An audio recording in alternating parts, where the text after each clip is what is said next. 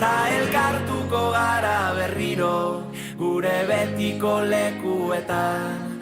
Zabalduko ditugu besoak, besarkatuz gure animak, ta amestuko dugu gauean, oraindik gelditzen zaiguna, egunak hobeak baitira zurekin batera, zurekin batera.